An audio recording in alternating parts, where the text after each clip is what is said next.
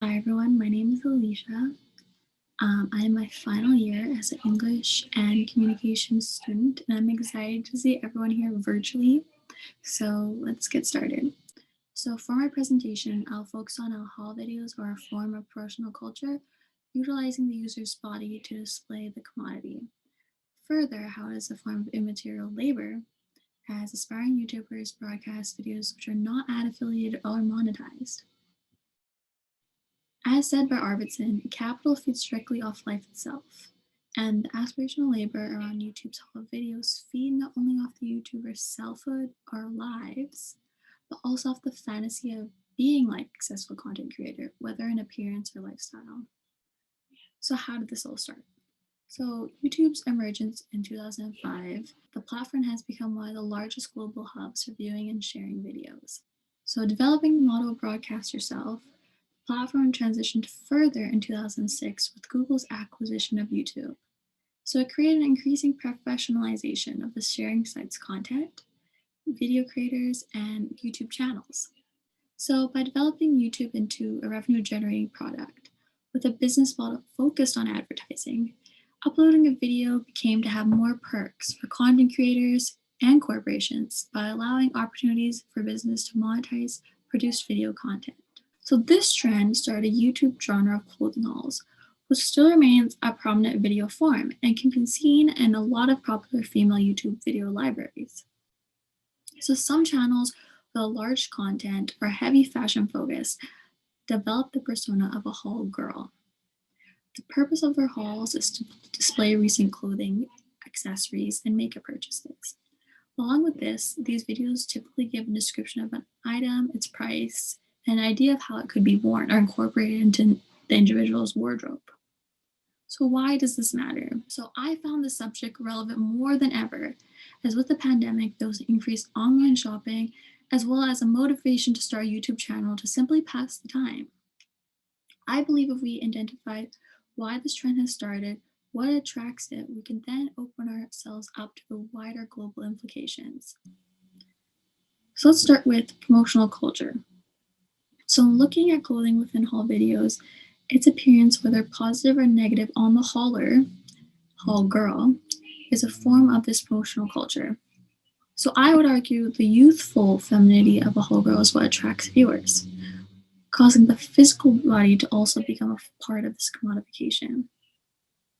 Further, the body acts as an agent for socialization, with viewers commenting on how cute an item appears on the haul girl, or even commenting out of admiration for the creator's own beauty, thus allowing the argument that a hauler's physical appearance can alter the clothing's perception. But how have these aspects combined to allow for such a massive and continually large wave of success within the haul video subset? So, in branding the authentic self, the commercial appeal of being real, Brooke Erin Duffy focuses on the authenticity of social media bloggers and notes that within this sphere there's an outward promise of diversity, in particular plus-size, ethnic, and differently abled fashion bloggers. So with views being given to a video, engagement can have the potential to elevate, and this represents one of the complications within YouTube's platform, because both creator and subscriber act in forms of immaterial labor.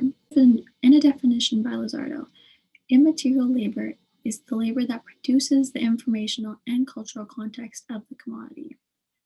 When a video is produced by the creator, it requires the purchasing of items. So, as a case study, Mia Maples is a popular YouTuber. So, one of the things that Mia Maples has the most views on is hauls. And for example, in the case of her video, A Very Extra Wish Haul, it is funded by Maples herself. Now, Mia Maples can be argued to have more motive given her mass subscriber count, but in her attempt to appeal to a younger demographic, she has also given exposure to the brand. By placing links to the items within her description bar, Maples tightens the hold of the corporation over the consumer. As Bennett Weiser states, the consumer is now performing labor with no compensation. The company or the affiliate link, but viewers still buy into immaterial labor for being inquisitive or interested in the pieces displayed on these haulers. It is noteworthy to add that YouTubers do receive payments through their AdSense, that their videos can collect, even if they're not necessarily sponsored. So the guideline is as long as they have 1,000 subscribers and have at least 4,000 hours of watch time over a 12-month period. But there's also a plethora of YouTubers who act in accordance to being able to have a smaller view count. Let's look into the motivations behind the beginning stages of being a hall girl and what draws into it a more theoretical perception by many young adults. In an interview by Duffy with a young woman named Hillary, it was noted despite having graduated college and the fact she was bringing in a steady paycheck from a job in retail, she still had this desire to enter the fashion industry. Now, Hillary had added that despite the fashion industry carrying its aura of glitz, glam, and dynamicism, she wanted to use fashion and clothing as an outlet, be creative, and express that search for post-grad identity. Adds an interesting argument to the critique that most women go into fashion and hauling as unpaid workers, with Hillary forerunning that is simply a career springboard.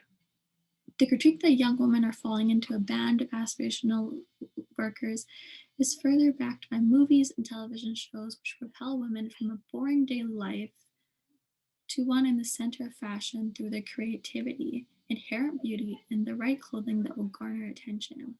But this motivation to perform this immaterial labor is on a false basis, because as we've seen in reality TV shows, like The Hills, those are from well heeled families that can afford these expenses associated with working for free.